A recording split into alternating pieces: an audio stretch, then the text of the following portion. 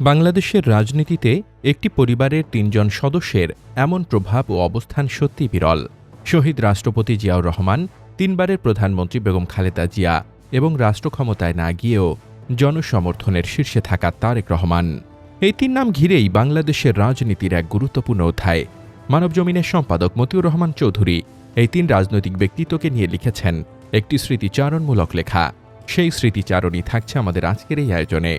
রাজনৈতিক অঙ্গনের নানান তথ্য ও ইতিহাস জানতে আমাদের চ্যানেলটি সাবস্ক্রাইব করে বেল বাটনটি প্রেস করে রাখুন। বেগম খালেদা জিয়া লড়াই করে রাষ্ট্র ক্ষমতায় এলেন। সম্পর্ক তেমন ঘনিষ্ঠ ছিল না।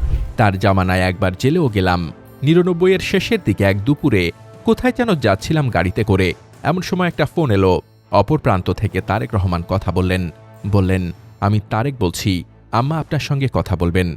আমি তখন ভাবতেও পারিনি কেন তিনি আমার সঙ্গে কথা বলবেন।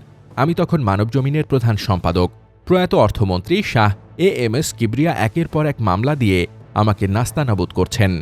জীবনটা অতিষ্ঠ করে ফেলেছিলেন। পত্রিকার পাতায় এগুলো ছাপা হচ্ছিল।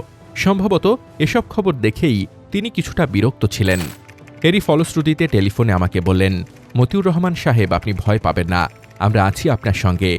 আমি কিছুটা অবাকই হলাম, কারণ তিনি তো আমার সম্পর্কে খুব একটা জানেন না। বলতে দ্বিধা নেই, তখনই তার সম্পর্কে আমার ধারণা পাল্টে গেল। যোগাযোগ বাড়ল, পাশাপাশি তারেক রহমানের সঙ্গেও।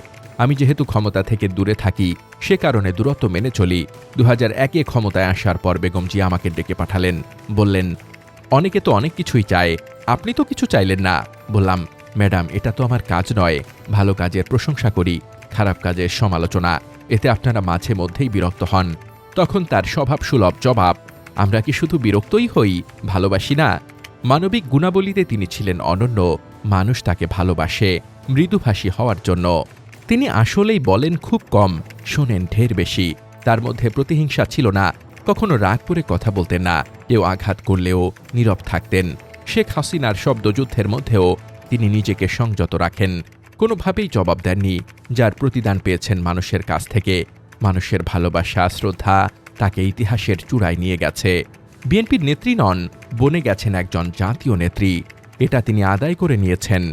যে রেকর্ড তিনি গড়েছেন তা কেউ ছুঁতে পারবেন কিনা যথেষ্ট সংশয় রয়েছে। ২০১৭ সনের শুরুতে আমি যখন অসুস্থ হয়ে নিউ ইয়র্কের হাসপাতালে, তখন তার মানবিক গুণাবলীর প্রত্যক্ষ সাক্ষী পাই। বাংলাদেশ সময় রাত ৪টার দিকে আমার হার্টের অস্ত্রোপচার চলছিল। তিনি তখন ঢাকায় তার প্রেস উইংয়ের মাধ্যমে বারবার খবর নিচ্ছিলেন আমার ছেলের কাছে, কি অবস্থা, আমি কেমন আছি, অপারেশন হয়ে গেছে তো। একদম ভোরবেলায় যখন খবর এলো অপারেশন সাকসেসফুল, তখন তিনি ঘুমোতে গেলেন। এই ঋণ আমি কোনো দিনই শোধ করতে পারবো না। আরেকটা স্মৃতি এখনও আমাকে আবেগে আপ্লুত করে। ২০০৩ সনের কথা। ইরাক যুদ্ধ চলছে তখন। সাদ্দাম হোসেনকে হঠাৎ যুক্তরাষ্ট্র এক ধরনের যুদ্ধ চাপিয়ে দিয়েছে। বিশ্বব্যাপী টানটান উত্তেজনা। এই পর্যায়ে আমার ইচ্ছা হলো যুদ্ধ কাভার করার। এর আগে ইরাক-কুয়েত যুদ্ধ কাভার করার সুযোগ হয়েছিল। যাই হোক, ইরাকে গেলাম। বাড়িতে কান্নাকাটি, বন্ধু-বান্ধবরা বিচলিত। যুদ্ধ শেষে দেশে ফেরার পর প্রধানমন্ত্রী বেগম জিয়া তার দপ্তরে ডেকে পাঠালেন। সঙ্গে গেলেন তৎকালীন তথ্যমন্ত্রী তরিকুল ইসলাম। এ কথা সে কথার পর প্রধানমন্ত্রী বিস্ময় প্রকাশ করলেন, ভয় লাগেনি?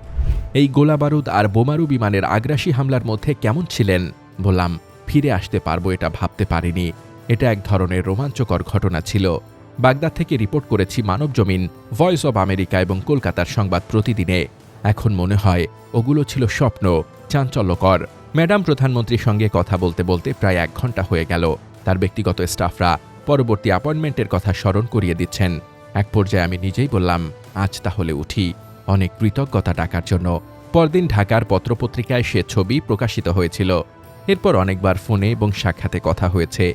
অসুস্থতার মধ্যেও তার সঙ্গে আমার আলাপচারিতা হয় ফিরোজায়। এটাই ছিল মিডিয়ায় তার সর্বশেষ সাক্ষাৎ। কথা ছিল ২০ মিনিট থাকব সেখানে, কারণ ম্যাডাম ভীষণ অসুস্থ। কারো সঙ্গে কথা বলছেন না খুব একটা। তার ব্যক্তিগত নিরাপত্তা উপদেষ্টা জেনারেল অবসরপ্রাপ্ত আকবরের মাধ্যমে সেখানে পৌঁছালাম।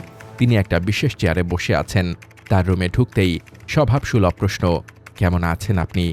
আমি তো ভালো আছি, আপনার শরীর কেমন? নানা প্রসঙ্গ উঠল। বললেন কম, আমাকেই বলতে হলো বেশি। ঘড়ির কাঁটায় গিয়ে চলেছে। তার চিকিৎসায় নিয়োজিত ব্যক্তিগত চিকিৎসক এবং নার্স বারবার তাগিদ দিচ্ছিলেন, কিন্তু ম্যাডাম থামছিলেন না। আরেকটু বসেন, কথা শুনি। 1 ঘন্টা 10 মিনিট বাদে আমি নিজেই বললাম, আপনি অসুস্থ, আজ এখানেই শেষ করি। কেমন আছেন খালেদা জিয়া শিরোনামে এই আলাপচারিতা জনতার চোখে প্রকাশিত হয়েছিল। সবকিছু লেখা চায়নি, তিনি বারণ করেননি, কিন্তু আমি নিজে থেকেই তাকে বিতর্কের ঊর্ধ্বে রাখতে চেয়েছিলাম। এই অবস্থায় একদিন বিএনপির মহাসচিব মির্জা ফখরুল ইসলাম আলমগীর ফোন করলেন, বললেন, ম্যাডামের বায়োগ্রাফি আপনাকে লিখতে হবে। এর জন্য অবশ্য আমি প্রস্তুত ছিলাম না, পরে রাজি হয়ে গেলাম। দুর্ভাগ্য হলো কাজ শুরুই করা গেল না। খালেদা জিয়া গুরুতর অসুস্থ হয়ে পড়লেন। এরপর প্রতিদিন তার শরীর খারাপের খবর আসতে থাকল। কঠিন অসুখের সঙ্গে যুদ্ধ করলেন মাসের পর মাস। ফ্যাসিবাদী শাসন তাকে তিলে তিলে মৃত্যুর মুখে ঠেলে দিয়েছে। শেষ পর্যন্ত 30শে ডিসেম্বর হেরে গেলেন, চলে গেলেন পরপারে। মৃত্যু হল এক জীবন্ত ইতিহাসের।